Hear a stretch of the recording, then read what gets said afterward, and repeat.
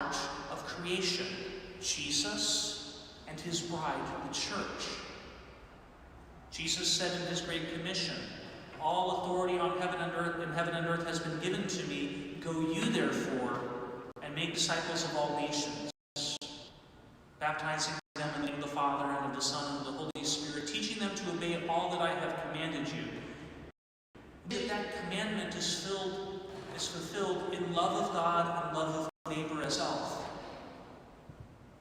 So we only need to look at marriage as one of the ways in which that commandment is lived out in its fullness.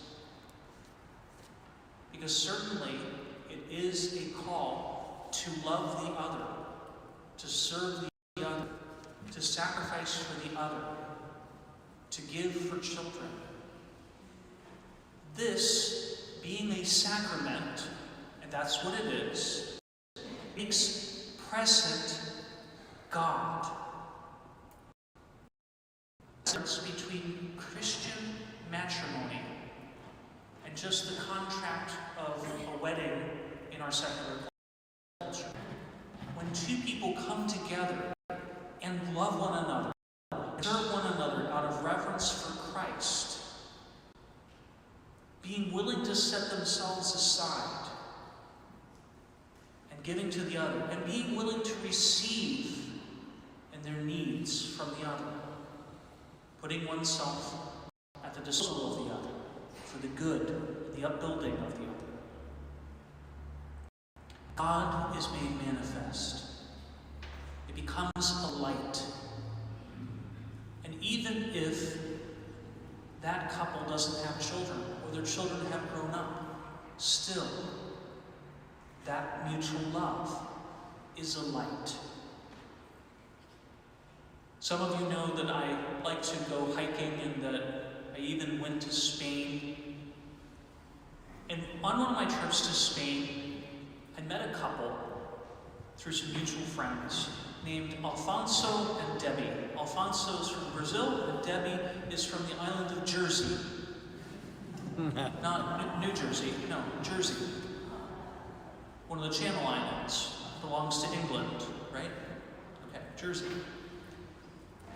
And they live in a small town in Galicia, Spain, along one of the pilgrim roads called the Camino de Santiago. This is not the one that everybody knows, where you're going across northern Spain, for a month. This is the one that starts in Portugal and goes north.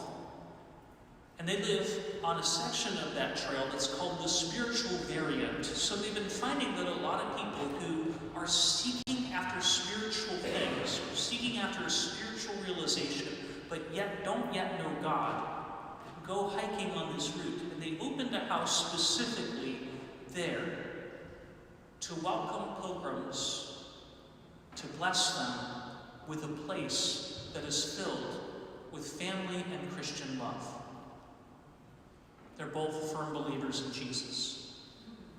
And they told me when I visited them in 2018 that they were surprised how effective the simple things of family life could be in transforming folks who had never experienced it before. Alfonso was telling me that several of the pilgrims that had been walking this road and came and stayed in their house, they had never sat down